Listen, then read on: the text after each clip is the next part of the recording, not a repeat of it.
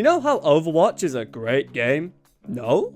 Well, that's because it isn't. But it wasn't always the pile of dookie we all know and hate today. Many moons ago, it was even considered the game of the year. So what happened? Well, when you sprinkle a mix of poor choices, stolen breast milk, and a greedy company, you get Overwatch 2. An unplayable mess that can't even sustain its current fanbase. And what do you think Blizzard is doing to improve things? Crying on Twitter. But what if I told you it's not just Blizzard that are like this, but rather most of the current gaming titans today? To kick this video off, let's talk about arguably the worst of the bunch. Ubisoft, the company behind two of the most played and most unique games on the market, those being Rainbow Six Siege and For Honor. It's not their only games that have done well, but it's definitely the ones with the most consistent fanbase. Tough break, X-Defiant. But despite that, Ubisoft are hell-bent on making both of these games unplayable. It's mainly seen with Rainbow Six Siege, if anything. I mean, the game now is plagued with so many cheaters to the point where it just makes CSGO look good, which is just...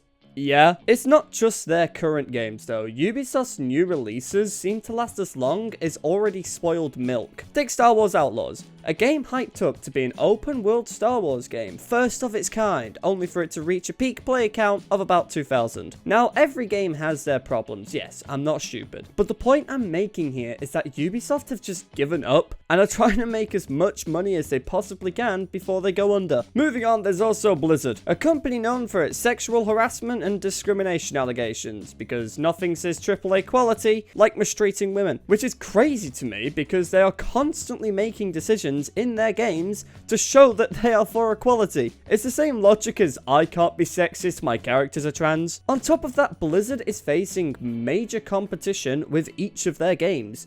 Overwatch has Marvel Rivals, Hearthstone has Bizarre, and Diablo 4 has Path of Exiles too. And Blizzard is losing against all of them. So not only is Blizzard losing its breast milk, it's now also losing its remaining fanbase. You know you've failed as a developer when instead of getting hype for a new game, you instead get people asking if it's an April Fool's joke. But hey, at least Overwatch doesn't have many cheaters, which is more than what I can say for Call of Duty. Which brings us to Activision, a company so focused on saving that extra buck, they don't even hire artists anymore. Instead, they've just been pumping out content made by AI. Take this loading screen, for example. It looks decent enough until you have a look at its hand. So, unless Activision have decided to represent the six-fingered community, there's a solid chance that this, and most likely other content, has been created using AI. Forget the dead internet theory, we now have the dead COD theory. I would be willing to give them the benefit of the doubt here, and say that this could just be a real artist who just made a mistake. Except there's other pieces of evidence, and Activision has said, well,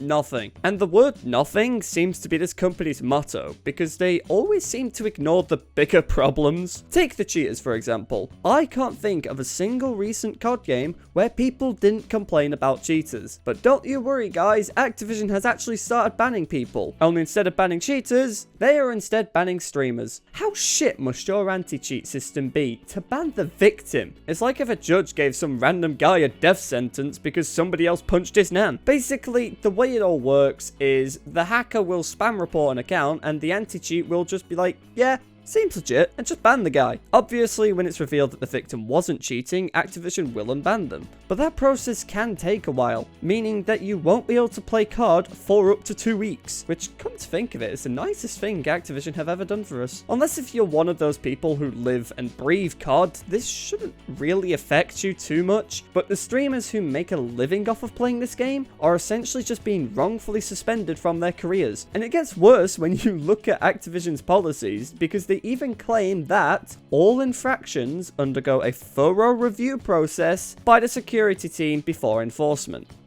Yeah, I'm sure this fella would agree. Out of all the companies, Activision is definitely the most soulless. They just copy and paste everything, call it a new game, and let it run until next year where they just repeat the cycle. By now, you're probably wondering why modern games suck, despite having the budget of a small country. And in my opinion, it all boils down to 3 major reasons. The first one being greed. This is the most obvious. I mean, if you want to buy a skin in Overwatch, be prepared to sell your liver first. Microtransactions have become more of a problem than people realize. Sure, there's the issue with certain skins completely undermining a game's atmosphere, but there's also a bigger problem. When companies make more money through microtransactions than they do from people actually buying the game, it leaves the developers putting more effort into whatever this crap is than actually making the game good. Call of Duty here is a special breed of greed, because they will charge a ridiculous amount for what is essentially just a copy-paste, all while other new shooter games are being released for free. This brings me to my next point, innovation. Back in the olden days, game devs would constantly try new things to make their games better. Sometimes it would work and sometimes it would not. But no matter the outcome, it would always make a franchise better. Just look at Ubisoft. They made a game where you play as a pirate as part of the Assassin's Creed franchise. And it was weirdly the best Assassin's Creed game they ever made. But the point here is that games then had innovation. Whereas now, the most innovation you'll see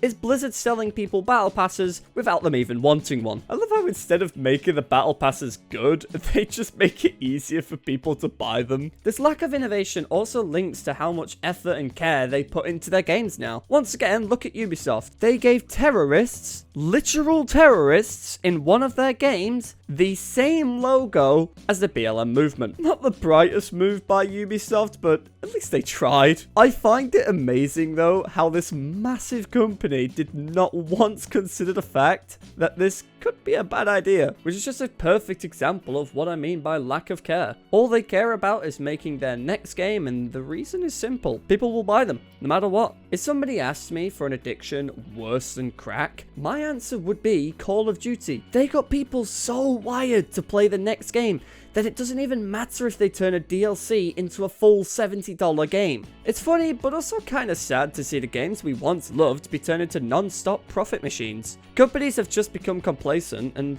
don't really try anything new or even try at all. My final point before moving on is everybody's favorite topic, wokeism. Yay. I won't drag this out. All I'm going to say is that it's been proven again and again and again that wokeness in video games is never a good idea. Concord did a brilliant job at showing us that. I don't know why these companies still do it though. I mean, they are just pissing away money at this point. The key takeaway here is that politics don't belong in video games at all. The more they add this type of stuff, the more it just pushes away gamers. And before I end this video, I want to talk about one more thing, and that is why everything that's happening is actually a good thing. And the reason is simple. Because these developers have given up on their games, it allows for new developers to grow more because people are more likely to try out their games. And to start, probably my favorite change is that new developers actually listen to the audience. Crazy, I know. I mean, modern developers see all the criticism they get and just ignore it. Just look at Ubisoft. They announced a change to one of their characters and immediately got booed off stage. And for some unknown reason, developers saw this and went, huh, the people love it, which they didn't. It's not even like it's just Ubisoft though. The same thing happened to Blizzard.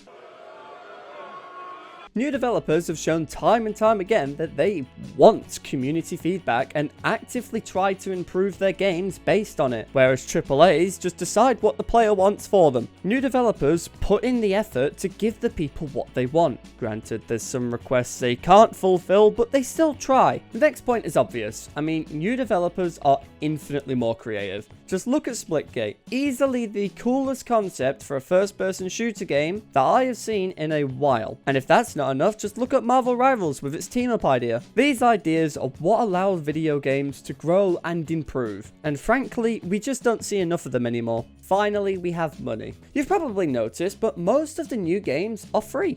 Especially if it's a competitive game, which is great for skint-broke gamers like me. It's not just the price of the game though. Microtransactions are typically cheaper and sometimes even more value. Just look at Marvel Rivals. The battle pass is not only cheap, it gives you 10 skins which all look fire. On top of that, if you don't manage to finish the battle pass before the season ends, you can always just get the rewards next season, something which no other game has done. This means you can actually have a life while grinding those challenges and not have to worry about losing out. It really doesn't get more quality than that. To summarize this whole video, new developers, mainly indie and Eastern, are dominating the market more and more. Marvel Rivals and hopefully Splitgate 2 is literal proof of that. It's about time for a power shift, and I really do hope it's sooner rather than later, because there's only so many times I can get blitz rushed before I blitz my controller against the wall. There are obviously a lot more examples, but I try to keep my videos brief and to the point. If that's the kind of thing you're into, then consider leaving some feedback. Being a small channel means any contribution you can give makes a massive difference. Thank you all for watching, and